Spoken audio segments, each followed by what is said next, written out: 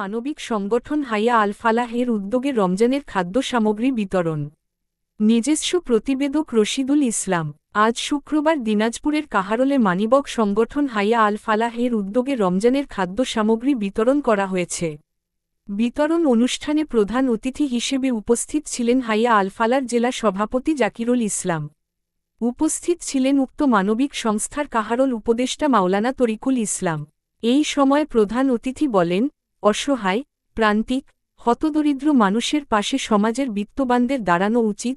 তিনি আরও বলেন, এটা মানুষের প্রয়োজনের তুলনায় পর্যাপ্ত না হলেও আপনাদের পাশে হাইয়া আল ফালাহ দাঁড়িয়েছে, তাই হাইয়া আল ফালার জন্য দোয়া করবেন যেন আরও বেশি বেশি আপনাদের সহযোগিতা পারে। একজন সুবিধাভোগীর অনুভূতি জানতে চাইলে তিনি বলেন, আমরা এই খাদ্য সামগ্রী পেয়ে খুব খুশি, আল্লাহ এই সংগঠনের ভালো করুক।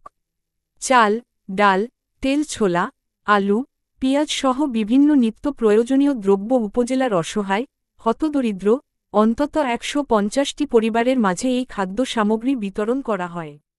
কিন্তু হবে না, তবুও অনেকে এটা না পায়, অনেকে মন খারাপ করে, অনেকে পাইলে আনন্দ পায়, না পাইলে হচ্ছে মন খারাপ করে, কিন্তু সবাইকে দেওয়া আমাদের পক্ষে সম্ভব হয় না।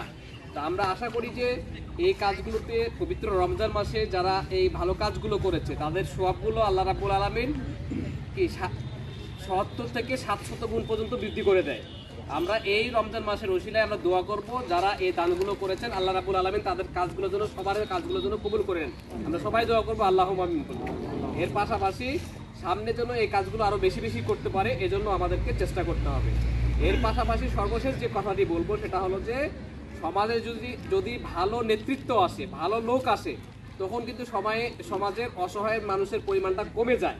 কেন কমে যায়? ভালো নেতা যখন থাকবে, ভালো নেতৃত্ব যখন থাকবে, তখন হচ্ছে তারা জাকাত ভিত্তিক অর্থ ব্যবস্থা চালু করবে।